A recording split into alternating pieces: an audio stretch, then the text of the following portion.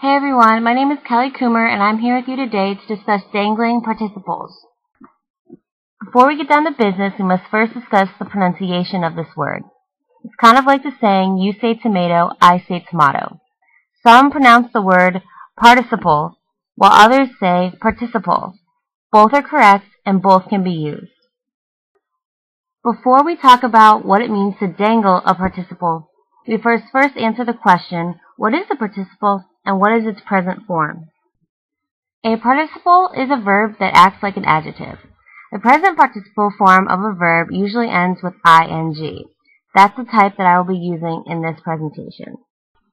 For example, the verb visit would become visiting in present participle form, and the verb wash would become washing in this form. Let's use the word visit as the first example. To use as a verb, you would say, let's visit them at the park.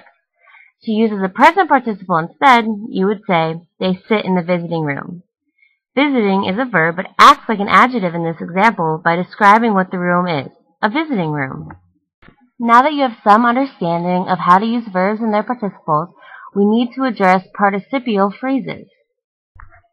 Participial phrases contain a participle and modify the subject of a sentence. Participial phrases can include nouns, pronouns, and prepositions. They are usually at the beginning of a sentence, such as eating a sandwich or watching TV, followed by the rest of the sentence. To keep it simple, in my next example, I will use the word sing. For example, singing his favorite song, Will felt a fleeting thrill. Singing his favorite song is the participial phrase that modifies the subject. Singing is the participle in the phrase singing his favorite song. Now, let's get down to what we are all here for, dangling participles. A dangling participle modifies an unintended noun. This happens when the verb ending in ing and the subject do not agree.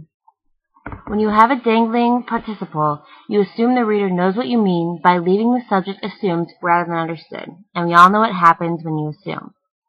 When you dangle a participle, it means your participial phrase is basically lifeless, hanging out in your sentence without a proper subject. The problem is, adjectives, including participles, have a strong desire to cling to a noun, and this desire is so strong that they will attach themselves to the closest noun they find in the sentence, even if it is the wrong one. Now here is an example. Singing karaoke, the music overpowered Will. The sentence creates a problem. With the sentence structure, the music becomes a subject which has singing karaoke attached to it because it doesn't want to just hang out and dangle with no purpose. This makes the sentence sound like the music was the one singing, when in reality, it was Will. To fix, one must simply adjust the sentence. There is a correct way to say this. It would be, singing his favorite karaoke song, Will felt overpowered by the music. Another sentence.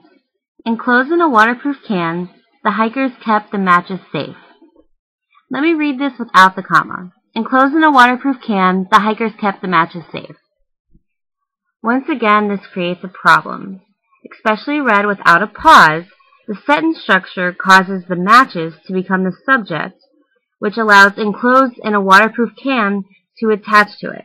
This makes the sentence sound like the hikers were in a waterproof can instead of the matches. To fix, you must simply again adjust the sentence. Enclosed by a waterproof can, the matches were kept safe by the hikers. The participial phrase is directly followed by the matches, which is what we mean to have as the subject of the sentence. Therefore, showing that the matches were in a waterproof can, kept safe by the hikers. You have now seen two examples of how to correct dangling participles. So basically, to correct this problem, place your participle as close as you can to your subject. Also, don't worry about the length. Sometimes people get concerned that their sentences become too long or short. The most important thing is to make sure that the sentence makes sense to the reader. Participles must be right next to what they describe. If they aren't, they are considered misplaced. It may seem as though dangling participles can be overlooked because the reader knows what the writer intentionally meant to say. This is not the case. Use the following examples as a warning to prevent you from just looking silly. Riding along my bicycle, the dog knocked me over. That would have to be one cunning and talented dog. So you don't have to assume that the dog was the one riding the bike. You would change the subject to, while I was riding my bike, the dog knocked me over. Here's another one for you. After running 4 red lights, the police officer stopped the speeding motorist. After reading that sentence, I would assume that someone would have pulled over the cop for running all those lights. Here's the correct way to say the sentence. After running 4 red lights, the speeding motorist was stopped by the police officer. I promise you this is the last example. Decked out in a fabulous gown, the man couldn't take his eyes off his date. Unfortunately, this is what comes to mind when I read that sentence. Hopefully he had heels to match.